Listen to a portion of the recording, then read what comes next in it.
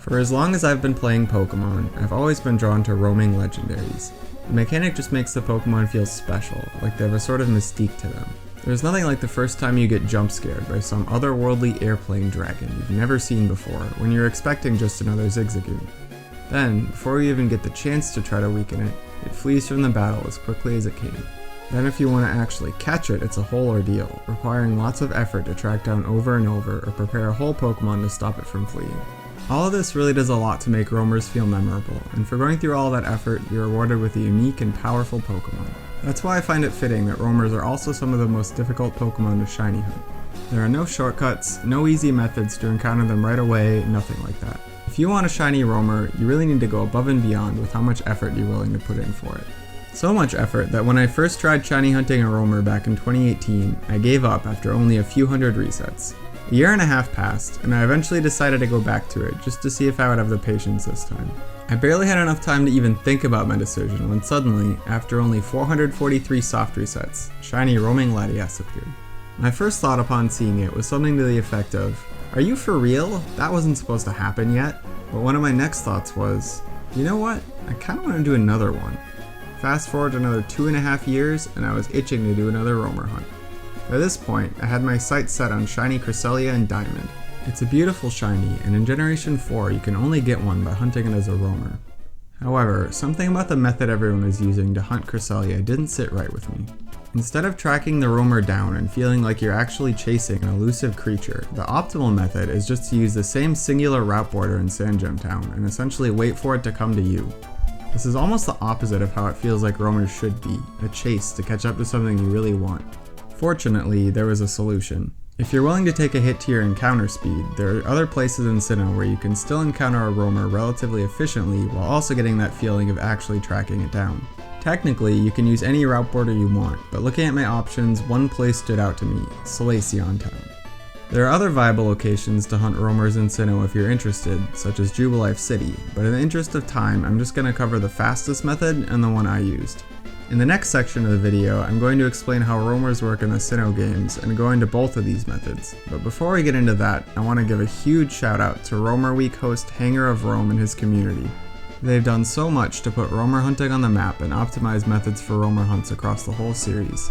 Specifically, the Salacion method I used was developed by one of Hanger's mods, Core. Anyways, on to the explanation. So to hunt for a shiny roamer, you need to start by finding the point at which the Pokemon is first generated. With the exception of the legendary beasts in Gen 2, the stats, shininess, and everything else about a roaming Pokemon are set in stone when you first release it into the region and will not change even if you or it flee from battle. For Cresselia, this means that you need to save the game right before you interact with it on Full Moon Island. From here, you ignore the lunar wing it drops, thereby leaving this little boy to suffer from endless nightmares, and leave the island and head to the chosen town or city of the method you're using. In Diamond and Pearl, you can immediately teleport from the main part of the island, but in Platinum this was changed for some reason, so you need to get back on the boat all the way to Canalave City and then fly to your chosen destination. For this reason, Cresselia is much faster to hunt in Diamond and Pearl, so unless you have a specific reason you want to hunt it in Platinum, you should use those games instead. Unlike other games where you have to open a menu to see which route the roamer is on, the Sinnoh games have a Pokétch app called the Marking Map that lets you see where they are whenever you want on the bottom screen. The roamer moves from route to route based on the actions you take. If you use Fly or Teleport, it will randomly move to any route on the map, so you can't just fly to where it is, catch up to it quickly. When you cross a route boundary in the overworld, the roamer will move to a route adjacent to the one it's currently on. This is the main process we'll be using to move the roamer around, and it's lightning fast thanks to the marking map on the bottom screen.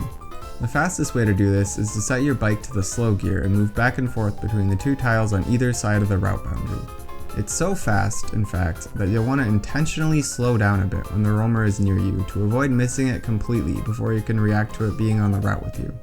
One final piece of useful information is that unlike in other generations, Gen 4 roamers do not move when you enter or exit a building. Crucially, this includes the gates that make up a lot of the borders between cities and routes in this generation. This is important for a lot of the less optimal fun stuff you can do with the method I used, but with all methods of Cresselia, it also lets you do a little trick to get a guaranteed quick encounter. If you check the marking map upon leaving the inner forest area of Full Moon Island and notice that cressmas started out on Route 218 east of Canalave City, you can take the boat back instead of teleporting and go through the gate to the east and it will always be there waiting for you. With all that out of the way, it's time to get to the differences between the conventional way to hunt cressmas and the method I used. The two best locations to get encounters with Sinnoh roamers are Sandgem Town and the town I used, Salacion. Sandgem is the simplest, fastest, and most consistent option, and it's what most people hunting roamers in Sinnoh use. All you need to do to hunt it this way is go back and forth between Sandgem Town and Route 202 until the roamer joins you on the route. The reason this is so fast is because there are a whopping 5 routes it can jump directly to 202 from, and it acts as a sort of bottleneck where the only way for the roamer to get out from the area south of Jubilife City without randomly jumping is to go through Route 202. Using this method on one system, I was able to manage to see 46 cressmas in the hour I tested it. This is the fastest option to hunt roamers in Sinnoh, but in my opinion it's also the least fun, with no variety and no real interaction with the roamer mechanics that I find so engaging. In contrast, the Salacion method I chose is a bit more interesting. One of the most notable things about Salacion Town is how quick it is to bike through. It's a very narrow town with no gates on either side, making it a breeze to switch between the two routes it borders. This means that you can easily use both Route 209 and Route 210 South for getting encounters. In practice, most resets you do in Salacion Town aren't drastically different from the normal method, but using two routes like this adds a flowchart aspect to it that I find to be really satisfying. The main reason that I find it more interesting, though, is all the silly optional things you can do with it. The simplest one is to get water encounters, which you can't do if you hunt it the normal way because there's no water on Route 202. While you have to deal with Diamond and Pearl's abysmal surf speed, the water backgrounds in this game look very nice, especially with cressmas, and it just adds a fun little bit of variety every now and then. More interesting, though, is to use the gate trick I mentioned earlier. Because of the way Sinnoh is laid out, you can use gates and caves to access a truly huge portion of the region from Route 209 without the roamer moving. You can even go through the entirety of Mount Coronet to go all the way up to Route 216, a ridiculous distance away from Salacion Town, all while the roamer waits patiently for you. This is absolutely not worth it in the slightest, as you can usually finish that encounter somewhere else and do an entire extra one in the time it takes to get there, but it's a silly little diversion, and Mount Coronet is my favorite area in all of Pokemon, so I was more than happy to make the trek every once in a while. With the Salacion method on one system, I was usually able to get around 40 cressmas an hour, a noticeable step down from the 46 an hour Sandgem gave me. This might not seem like that big of a difference, but over the course of the 8,432 encounters I did for this hunt, this translates to an extra 28 hours spent hunting cressmas, even before you factor in the silly diversions I did along the way. Despite that, I'm still glad I chose to do it this way. Using this method made my cressmas hunt feel super unique and did a lot to break the monotony of such a slow shiny hunt. I had a lot of fun doing stuff like getting the occasional encounter with a different battle background and having a channel point redeem where my Twitch chat could force me to make the long and arduous detour through all of Mount Coronet to get a snow route encounter. It sounds really cheesy, but one of the most important things to keeping yourself sane while shiny hunting is to make sure you're having fun during the long journey, and I needed every last bit of sanity I could get because unlike most shiny hunters, I always do my shiny hunts on a single system, even very slow ones like cressmas.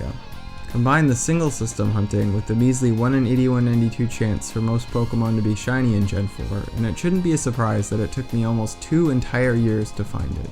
It took so long that when I started the hunt, I didn't even have the idea in my head yet that I wanted to start streaming on Twitch, yet it still ended up being over 9 months between when I first streamed cressmas and when I got the shiny. I did most of my cressmas hunting offline, so I was very surprised that I found the shiny live, but I'm so glad I did because it was amazing to experience one of my favorite moments from my 8 years of full odds hunting live with the community and have the memory preserved forever. Finally, before we get to my reaction to the shiny cressmas, I want to give a huge shout out to fellow shiny hunters Detective Mocha and Sabian for hunting Gen 4 roamers alongside me and giving me so much motivation to keep going. Sabian got his about a week after mine, and Steph is at 13,000 for her cressmas. Make sure to check out both of their videos when they're out. They'll be linked in the description. Anyways, with all that out of the way, let's get to my reaction. I beat the dark gym, the hallway gym. AKA the only gym puzzle in Pokemon history that managed to be worse than the math one in Diamond and Pearl.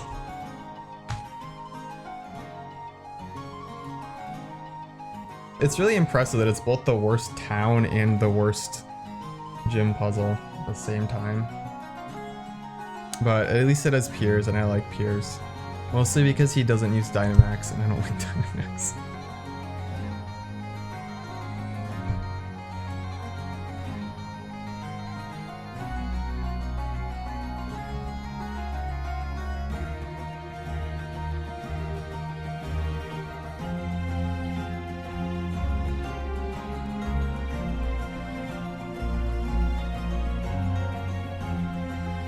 Still upsetting that the Switch version of Home doesn't have the Met location on display anywhere.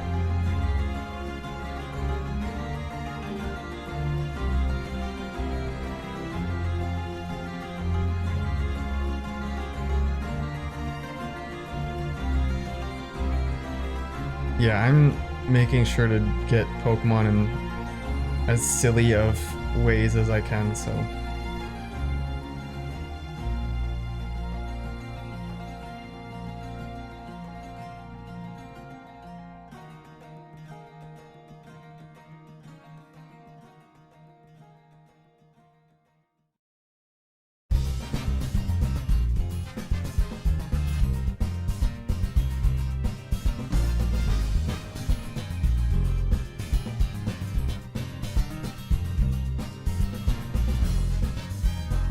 Oh my god! Yes! Yes! Yes! Yes! Yes! It's over! It's over! Oh my god, I have to tell Steph. Steph. Where is Steph? Oh my god. It's over! Ah!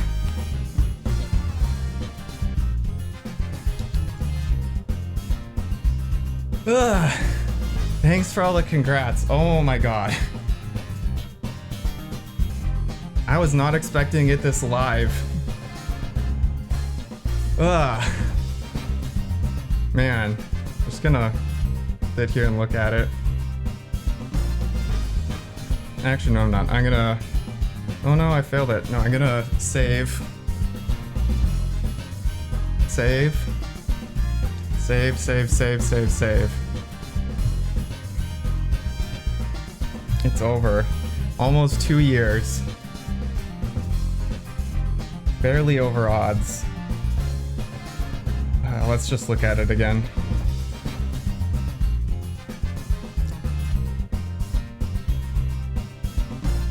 Came back here quick, didn't even need another repel. Oh my god, look at that. Insane. Yeah, let me close the fish game. I wanted to wait to check the nature until I caught it for real, but because there are people here, I am going to Master Ball it, check the nature, and reset.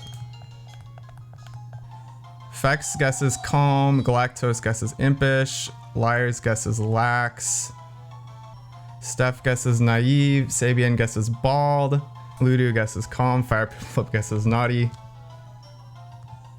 It is Calm. Yo, Ludo, you got it. That's actually really good nature for it too. Sweet. That is awesome. We got a shiny Cresselia.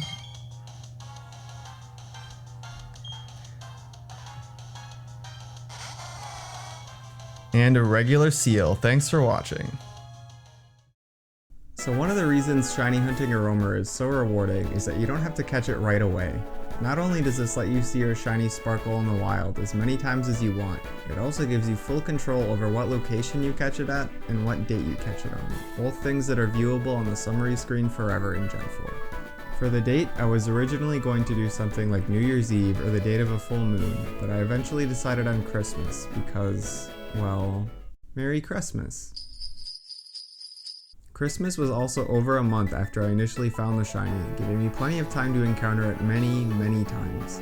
I probably encountered it close to 100 more times in the weeks that followed, and the day after I found it, I left my game on the wild battle screen for so long that my DSi actually developed an image retention issue.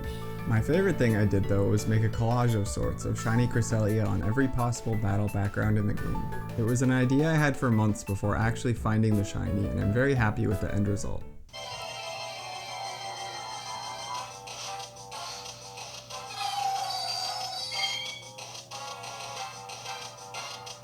As for the place I would actually catch cressmas, I chose the most basic option, catching it where I first encountered it, Route 210. While there are many options to choose from, only one of them, Valley Windworks, is not a numbered route, and catching it on the route I found it on is a reminder of the extra effort I went through to do the Salacion method. I was hoping to find it on Route 209, since that route is iconic for its beloved music track, which would make it stick out on the summary screen, but finding it on 210 is even more unique, since most of the encounters you get doing the Salacion method are on 209. Another benefit of being able to save before you catch a shiny roamer is that you're guaranteed to be able to catch it in whatever kind of Pokeball you want. If you're not a shiny hunter, this probably means nothing to you, but if you're willing to spend hundreds of hours looking for different colored Pokemon, you probably care a little bit about color coordination. On top of the color matching on the summary screen, each type of Pokeball gives its Pokemon a different animation when you send it out into battle. In my case, I knew from the start that I wanted to catch my shiny cressmas in a dive ball. While it obviously isn't a water type, I still think the bubble animation you get from the dive ball looks really nice with the colors of shiny cressmas, and it looks good on the summary screen as well. This does make things a bit of a pain though, because dive balls are very annoying to get in Gen 4, requiring either migration from Gen 3 or a minigame, coincidentally in Salacion Town, that only once per day gives you 3 of any random type of Pokeball in the game.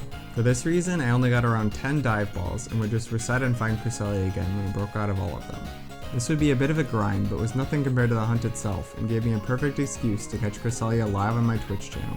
If you made it this far into the video, you clearly like the idea of silly and unconventional shiny hunts, so if you're interested in watching more of those, please consider checking out the stream. Anyways, on to the highlights from the catching process.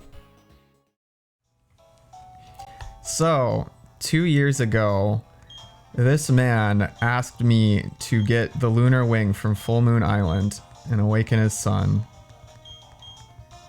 And I have not done so yet because I have been waiting for the silly duck to turn purple.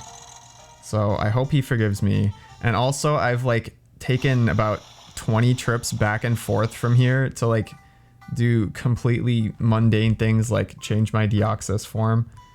So it's a wonder he's still willing to take me to the island at all. But here is this item that I've taken 2 years to pick up. It's been here the entire time, and basically, this poor child has been in a nightmare this whole time. Alright, we're back here. And I think you can talk to the guy. Yeah, okay. Oh, here we go. Yay, we did it. We saved this child that we purposefully did not save for 2 years. Yippee! He'll never forget me. That's good, I think. So I think the lore is that he was in a nightmare because of Darkrai, but Darkrai has been in my party this entire time. So honestly, I think the nightmare thing is just a skill issue on his part, but he's better now, so... A dark Pokemon. Yeah, like the one I have right here. Okay. Alright, that's the end of the actual story quest with Cressmas. So now we get to catch the shiny, which is more fun than saving a child's entire existence. Yeah. See you guys when I catch it. Oh, child.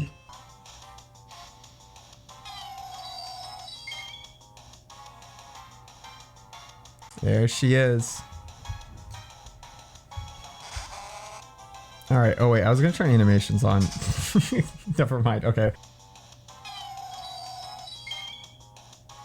Back-to-back shinies, no way, you're so right. Alright, now That's so cool. We use a move I don't think I've ever used in my entire life before. Spider web. What? Why did the animation play? Hold on. Hang on. Why did the animation play? Am I stupid or something? Oh, I didn't hit confirm. This is going great. All right, for real, 100% no clickbait. Never mind. So we're back here again. The animation's on for real. Using spiderweb. That was pretty cool looking. I don't think I've ever seen that animation before. There's no like advantage to using spiderweb over mean look, which is easier to sketch. I just thought it would be funny, so that's what we're doing. So we are going to just, you know, weaken this like a standard legendary encounter, and then once it's at the right HP, I'm going to run and then save, and then we are going to be good. All right, it is time. Attempt number 1 at catching this thing will start momentarily. All right, here we go. First attempts. Oh, I forgot to say Merry Cressmas. So the reason I'm catching it today is because it is December 25th, aka Cressmas. And my marking map sister, Detective Mocha on Twitch, is also hunting cressmas, and she is still looking for it. So she coined the term Merry Cressmas, and I thought it was good. So I decided to catch my cressmas on Christmas, because in Gen 4, the date you caught a Pokemon on will always stay with it. So that is why we are here today. That is also why I'm streaming this at 1:41 in the morning, which I normally wouldn't be doing. This is like, yeah, okay. That's expected. So, oh, I forgot to spiderweb it. I'm so good at video games. All right, dive ball number 2.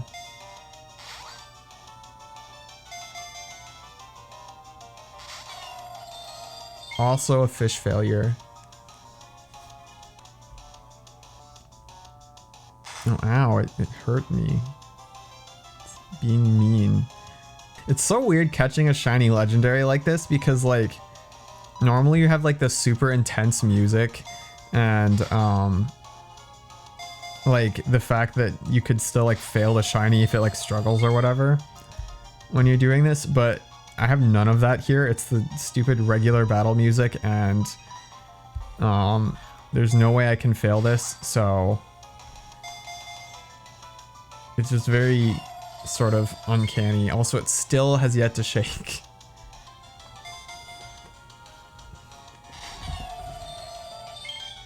All right, I'm failing the shiny on purpose, and now attempt number 2. Yeah, this could take 5 more minutes, or it could take 5 more hours. I do not know. No freaking way. Holy shinks, guys. A shiny cressmas.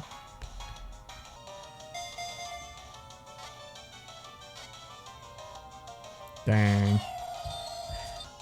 Dude, it woke up immediately. It's unacceptable.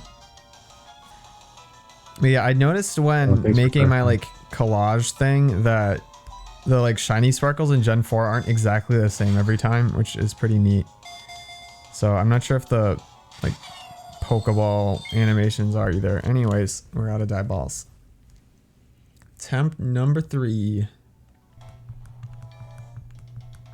Are you fishing my jack right now? How is this still not gotten to my route? I was gonna say it the other way around, but I thought better of it. Shiny Hunter have a brain challenge successful. Attempt number 4. We've used 33 dive balls. Commentate this one like Markiplier video. Okay, I'll try. Hey everybody, it's Markiplier. We are here catching a shiny cressmas in a dive ball in Pokemon Diamond for the Nintendo DS. Gonna throw our first ball here. Fire emoji. No! It broke out! How can you keep doing this to me, Cresselia? And now it woke up. Welcome to another episode of 5 dive balls thrown at Cresselia. Yes, that is video. The Markiplier thing to me is just funny because like just having a like chill stream with some dude just randomly screaming. Yo, let's go, we caught it while I was talking about Markiplier. Yeah, that was actually pretty fast. Merry freaking Christmas.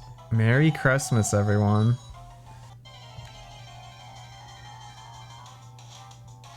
We have a normal Sneasel and shiny Cresselia. The back sprite is a little underwhelming. I wish they had like, I guess it wouldn't have made too much sense to have the wing show there because it's like really far back, but I don't know. If the like blue wing would have been on the back sprite, it would be a lot better, but I don't know. I'm happy to have it caught. I'm gonna use it for some fun stuff. Like probably the Battle Frontier, especially because it has a good nature. But yeah, that's gonna do it for this section of the video if I don't cut this out. I will see you guys in Battle Revolution, which at the time of recording this I don't even own yet, but yeah, see you there. So here we are in Pokemon Battle Revolution. Nah, but actually I forgot I was gonna make this segment when I was recording the previous part. But HGSS has a bunch of different ways to see your Pokemon, so I figured I'd show it here. First is this sprite, which I don't think looks very good. It's not like horrible, but the front-facing angle just makes it look really weird. And I just think the default sprite from Diamond and Pearl is much better. But what can you do? What I think is much better is the following sprite here. I think this looks super good. Here's all the different profiles of it. The side one looks super nice. Sally's concerned about the contents of the case. Sure. But also you can take a picture with this guy. So I chose this museum because I just think it looks nice, but there it is. Super nice.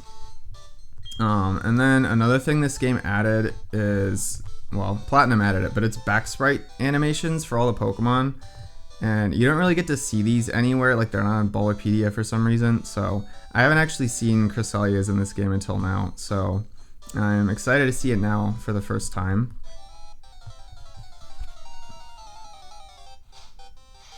So we have a regular Pidgey and... Okay, that was kind of underwhelming. But shiny Cresselia.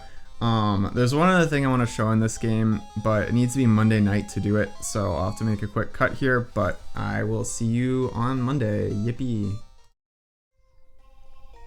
Alright, it's Monday night. I'm here in Mount Moon because there's an event that happens here on Monday nights, and Cresselia is literally the lunar Pokemon, so I thought it'd be fun to show it off here at this event.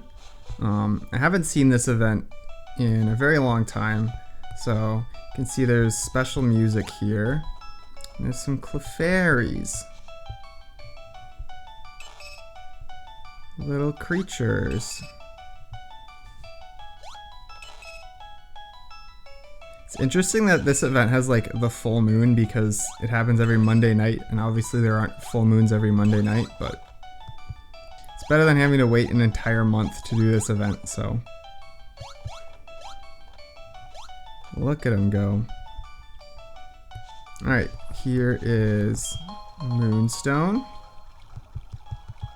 Yeah, shout out to the moon. Gotta be one of my favorite celestial bodies. But yeah, so that's it for this game. So now I will actually see you in Battle Revolution in just a minute. Yippee! So I've exercised a lot of restraint during my playthrough of this game to avoid seeing my shiny Cresselia in this game until now, because I really want to have my reaction to seeing it in this game recorded in the video. And I was successful, so here I'm about to see it for the first time once I switch these guys out. The menus in this game are very slow to actually let you input commands, but The red corner suddenly calls I the chose the Pokemon. most fitting opponent I could think of for it in this battle. Darkrai is sent out. The blue corner ships out their Pokemon as well. Cresselia is sent out. Dang, whoa, I didn't think the like wings would be that like transparent. That's super neat. Darkrai starts to attack. I have no idea like which of these guys are gonna actually win this battle, but I'd like to see like the fainting animation and stuff for Cresselia. But yeah, I never actually owned this game until recently, not because I didn't want to, but because I just didn't have a Wii at the house that I had my Pokemon games at. But I still have a lot of nostalgia for it, because back when this game first came out, when YouTube was still like only a year old, I watched a bunch of videos about it and always really thought it was cool, so a lot of nostalgia for that. By the way, if you're wondering why my Darkrai has strength, it's because Synchronize failed on it, and in fact it gave me the exact opposite nature I synchronized. So out of protest for that, I decided to just make it an HM user. I don't know why, but Darkrai learns like 4 HM moves, so that's its punishment for not being the right nature. Yeah, baby's first victory. I've also avoided actually using this in any sort of battle until now, because I want to EV train it and stuff. But yeah, hopefully I'll be able to show off the fainting animation here. Togekiss is sent out. My silly creature. Chilling breeze can be felt in the And Colosseum. then that will be it for this video. A fierce blow. Such amazing power. But yeah, I'm just really happy to have this game now. I really want to do a costume hunt, which is way harder than even Cresselia is, but I want to do it. It seems really fun, so lots of fun things playing with this game. It couldn't take it. It's down. So graceful, even in fainting. But yeah, that's gonna do it for me here in this video. If you liked the video, that's cool.